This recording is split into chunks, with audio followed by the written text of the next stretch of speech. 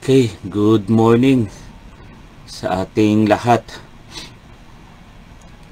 Isang maulan, mabagyong umaga, pero patuloy po tayo sa ating daily devotion. Tayo po ngayon ay nasa Proverbs 11 verses 22 to 31. July 24, day 205. At yun nga po, nakalabas na ang bagyong Dante. Kaya ng madaling araw yata, pero pumasok naman si Emong. No, so talagang isang linggo yata tayong uulanin. At patuloy tayong magkaisang manalangin para po sa ating mga kababayan na talagang nasalanta ng matinding ulan at pagbaha. At ganoon din, maraming salamat po sa inyo sa pagsama sa ating gabi-gabing pagtitipon sa ating prayer gathering. Part ng ating mid-year prayer and fasting na tunay na nakaka-encourage po na talagang nagkakaroon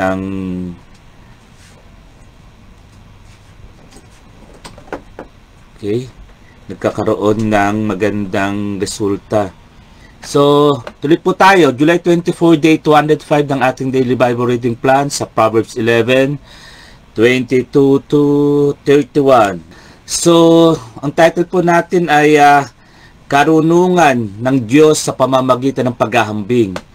So, God's wisdom through contrast. Dito po sa Proverbs 11, kung ating pong titignan, ang binibigay sa atin dito ni King Solomon ay tungkol sa karunungan ng Diyos na ginagamit niya yung contrast o yung tinatawag natin parallelism o pagtutumbas. Kung tatanungin ko po kayo, naranasan niyo na po bang makakita ng taong maganda sa panlabas pero kulang sa kabutihang asal? Kanina habang ako'y nagpe-prepare, may nabasa ako dito sa isang social media na patungkol sa isang reaction ng isang taong PWD sa kanyang encounter sa isang coffee shop dyan sa Festival Mall, no? Yung kanyang tinatawag na PWD, siya ay speech impairment. So, imbis na pangalan ng ilagay doon sa kanyang cup, nilagay doon speech na meron pang smiley. So, parang nakaka-insulto, no? Maaring maganda yung pagkikiharap sa iyo ng taong iyon sa counter, pero parang kulang sa kabutihang asal, no? At yun nga, meron din mga tao na bukas palad kahit siya ay kapos. At yun nga ay marami sa atin ngayon sa panahon ng bagyo, no, ng kalamidad. Kapos siya pero very willing, no, tumulong. So ang kawikaan po o yung Proverbs ay nagtuturo sa atin kung ano ba talaga ang tunay na halaga ng buhay dito sa mundo.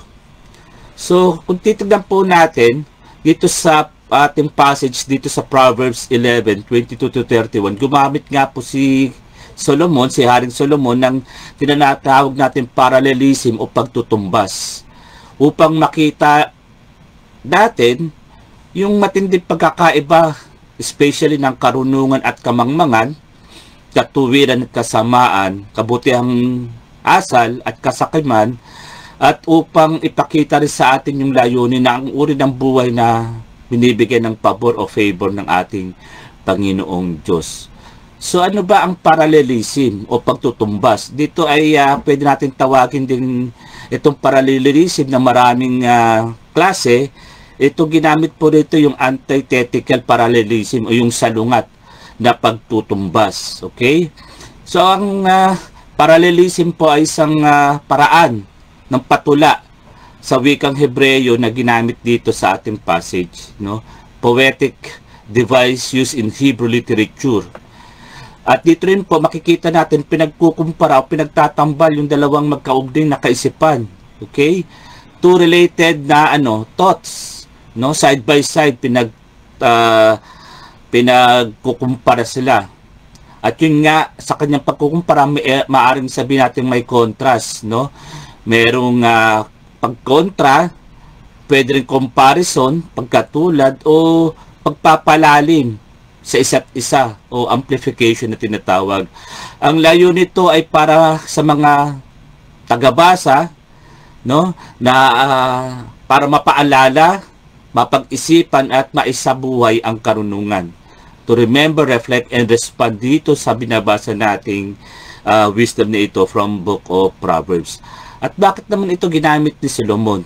Kasi ang gusto ni Solomon, ang karunungan ay isabuhay, no? Hindi lang po basta matutunan. Kaya ito ang ginawa niyang tema ng kanyang pagsulat.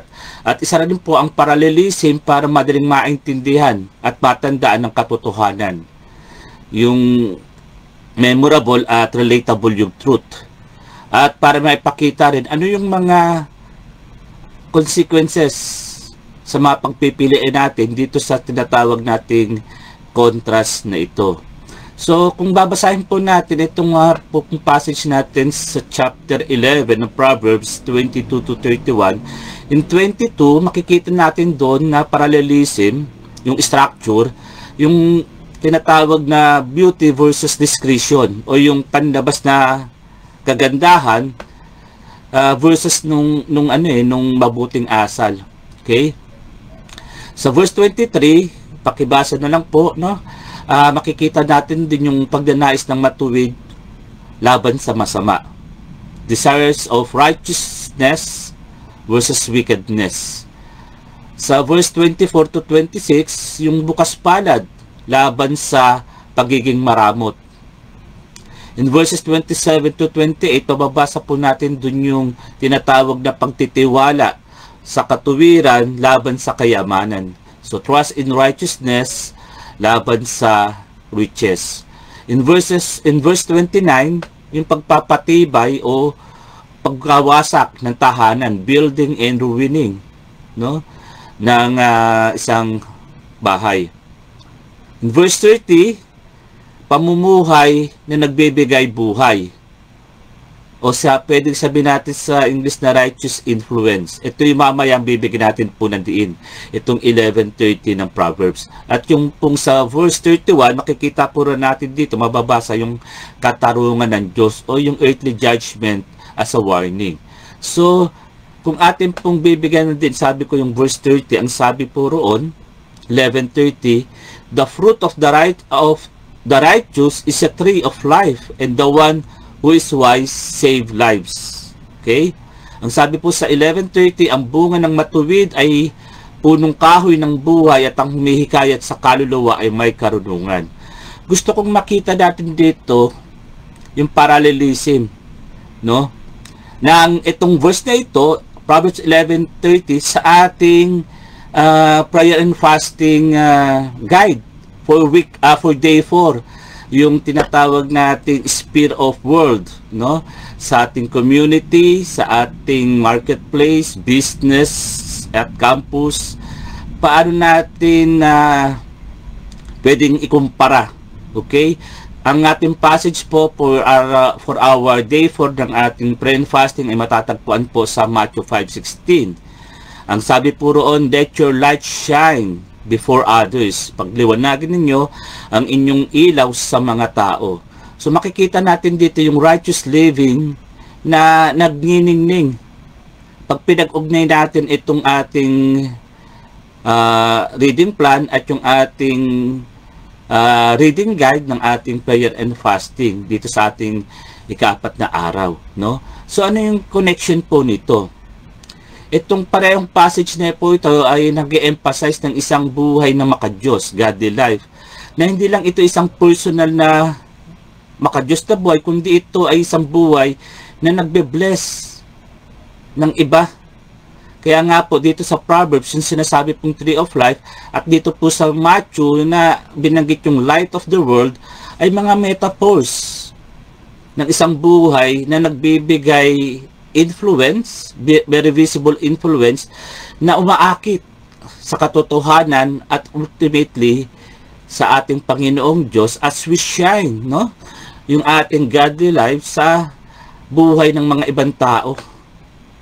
Kasi nga, isang bunga, sabi rito sa Proverbs, bunga ng punong kahoy, matuwid, no, matuwid na bunga. Kaya nga po, parang binibigyan dito ng verse, ng mga passage natin na ito yung pagiging isang Kristiyano, isang alagad ni Kristo, na nakikitaan talaga ng isang makadiyos na buhay. At dahil doon, marami ang pinapagpapala sa ating mga paligid sa ating mga personal na buhay. At dito nga po, no, in Proverbs 11, 22 to 31, inilalatag dito yung moral foundation ng isang godly character. At ano yung bunga nito?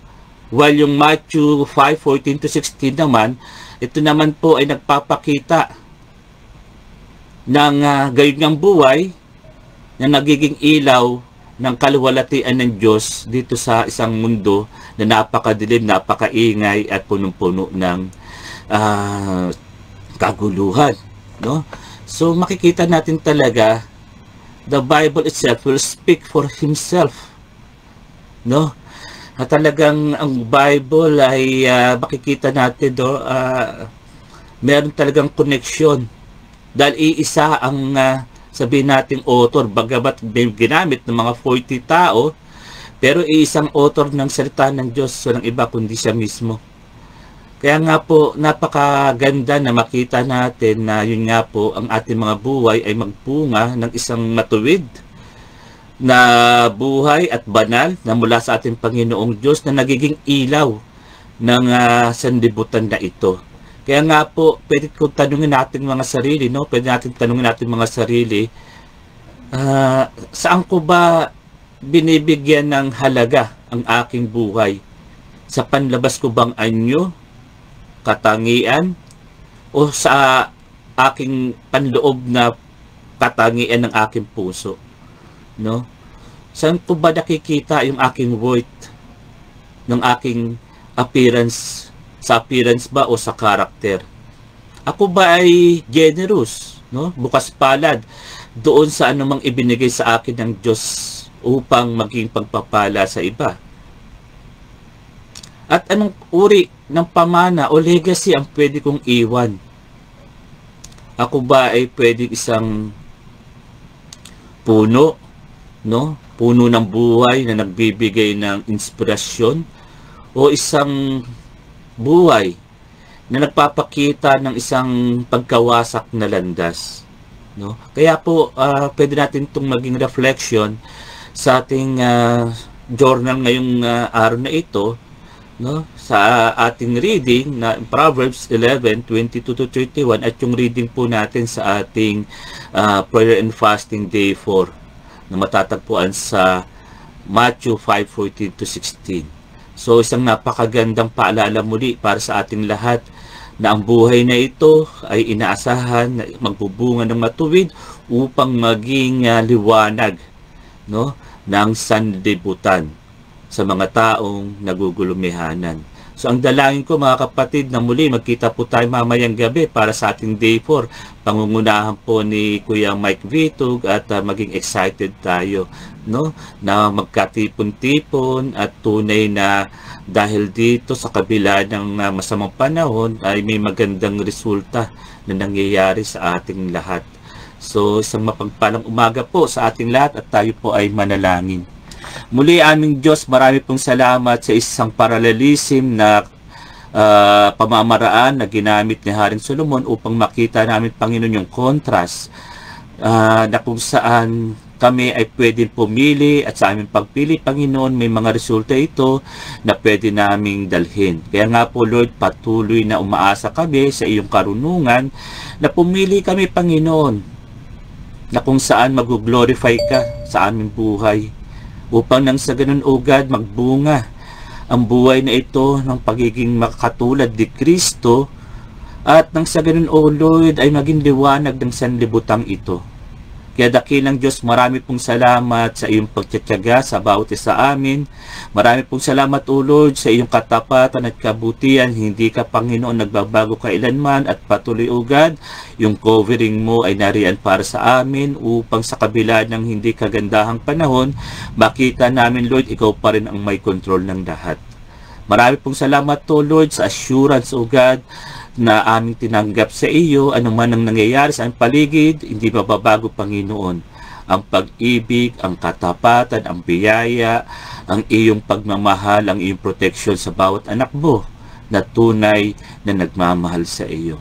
Marami pong salamat, Lord. Tunay na pinupuri ka namin sa umagang ito at ang kapayapaan mo ay patuloy na sumaaming lahat at patuloy, O Lord, na makita mo ang aming mga paningin ay nasa iyo lamang sa panahon, Panginoon, ng mga kalamidad na tulad ngayon na nararanasan ng aming bansa. Lord, pagpalain mo, Panginoon, at ingatan ang aming mga kapatiran, ang aming mga kababayan sa mga nakakaranas ng matinding pagbaha, Panginoon. Patuloy, O Lord, na yakapin mo sila at ilayo sa anumang disgrasya at sakuna at lahat ng ito, Panginoon, ay nananampalataya kami sa mga darating na araw ay matatapos din ang bagyong ito, lilipas din at muli ayusin ang mga buhay at mga bahay na nagkaroon ng pagkasira dahil sa mga ulan at mga baha na ito na aming nararanasan ngayon.